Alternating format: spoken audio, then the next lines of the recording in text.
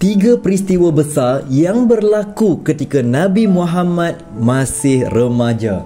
Assalamualaikum warahmatullahi wabarakatuh dan selamat datang ke video hari ini.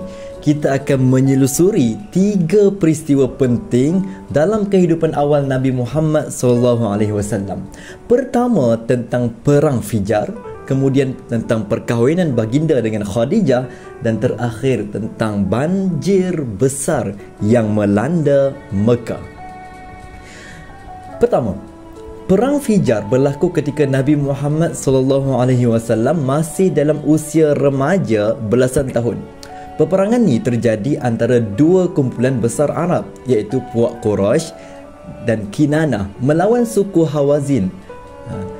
Nama Fijar berasal dari perkataan Arab yang bermaksud kecurangan, kerana peperangan ini berlaku pada bulan suci di mana orang Arab dilarang berperang. Menurut riwayat ada yang mengatakan pada bulan itu bulan mereka melaksanakan ibadah haji. Walaupun masih muda, Nabi Muhammad turut serta membantu bapa saudaranya Abu Talib dalam peperangan ini. Baginda tidak berperang secara langsung tetapi berperanan penting untuk mengumpulkan anak panah supaya orang Quraisy sentiasa dapat bekalan anak panah tu. Apa yang menarik, walaupun baginda terlibat, jiwa baginda tidak terpengaruh dengan keganasan. Baginda dikenali sebagai seorang yang sangat membenci kekerasan walaupun pada usia yang muda. Kalau kita tengok anak-anak kita hari ni, kalau mereka biasa terlibat dengan benda-benda yang ganas, mesti dia berperwatakan ganas macam tu kan. Tapi Nabi Muhammad tak. Setelah beberapa tahun, Nabi Muhammad dewasa dan menjadi seorang pedagang yang berjaya dan amanah. Kisah perkahwinan baginda dengan Siti Khadijah adalah salah satu bab penting dalam kehidupan baginda. Khadijah seorang saudagar yang kaya dan dihormati.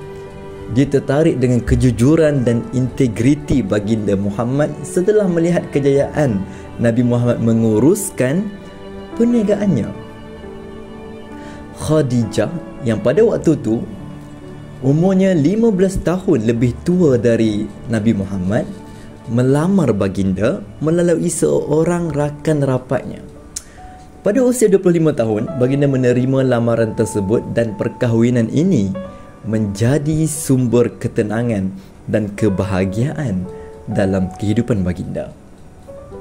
Khadijah ni bukan sahaja isteri yang setia, malah dia sentiasa menjadi penyokong yang kuat kepada Nabi Muhammad sepanjang perjalanan kerasulan baginda. Salah satu peristiwa besar yang berlaku sebelum baginda diangkat menjadi Rasul adalah banjir besar di Mekah. Ini peristiwa yang ketiga. Waktu tu, hujan turun dengan sangat-sangat lebat dan menyebabkan banjir yang menghancurkan sebahagian besar Kaabah. Kaabah masa tu dibina dengan batu bata tanpa atap yang kukuh. Jadi mudah terjejas dengan bencana-bencana alam macam tu. Kemudian, penduduk Mekah termasuk Nabi Muhammad yang ketika tu berusia dalam lingkungan 35 tahun, mereka bekerjasama untuk membina semula Kaabah. Inilah satu peristiwa yang menyaksikan keprihatinan dan kepimpinan baginda Nabi Muhammad SAW. Saat tiba giliran untuk meletakkan Hajarul Aswad, berlaku perselisihan faham antara kabilah-kabilah Arab tentang siapa yang layak melakukannya. Siapa yang layak letakkan Hajarul Aswad tu.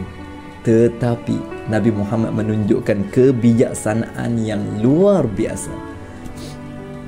Baginda mencadangkan agar Hajar Aswad diletakkan di atas sehelai kain dan semua ketua kabilah memegang hujung kain tersebut lalu mengangkatnya bersama-sama. Setelah itu, baginda sendiri yang meletakkan Hajar Aswad ke tempat asalnya. Penyelesaian ini diterima dengan penuh gembira oleh semua pihak, oleh semua kabilah pada waktu itu. Setiap peristiwa ni memberi satu gambaran tentang kepribadian agung Nabi Muhammad SAW.